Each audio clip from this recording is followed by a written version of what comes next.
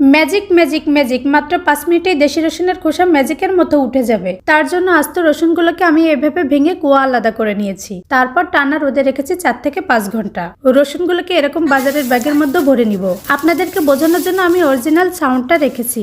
দেখুন কতটা মসমসে হয়ে গিয়েছে। এখন এই ব্যাগের ভিতর বেশ কিছুটা পরিমাণ আটা দিয়ে দিব। এটা একেবারে স্কিপ করা যাবে না, কারণ এটাই কাজটাকে অনেক বেশি সহজ করবে। এখন মুখটাকে বন্ধ করে এপিট ওপিট 2 মিনিট শত্রুর কথা ভেবে পিটাবেন। আমার হাজবেন্ড এই কাজে আমাকে হেল্প করছে আর বলছে এভাবে কখনো রসুনের খোসা উঠে? পাগল হইছো? খোসা উঠলে তোমাকে 10,000 টাকা দিব। যাই হোক, তারপরে ব্যাগের মুখ খুলে রীতিমতো তো সে অবাক হওয়ারই কথা। দেখুন কতটা সুন্দরভাবে খোসাগুলো রসুন থেকে আলাদা হয়ে গিয়েছে। ছাদে প্রচুর বাতাস ছিল, সেজন্য খোসাগুলো নিচ থেকেই উড়ে যাচ্ছে। আগেরকার দিনের মানুষ নাকি এভাবেই ধান উড়াতো। এখন রসুনগুলোকে আমি ছেনির সাহায্যে সম্পূর্ণ পরিষ্কার করে নেব। যেহেতু পরিমাণে বেশি, সেহেতু আমি এটাকে 2 বার করে পরিষ্কার করে নিব। এখানে আমি 2 কেজির বেশি রসুন নিয়েছি।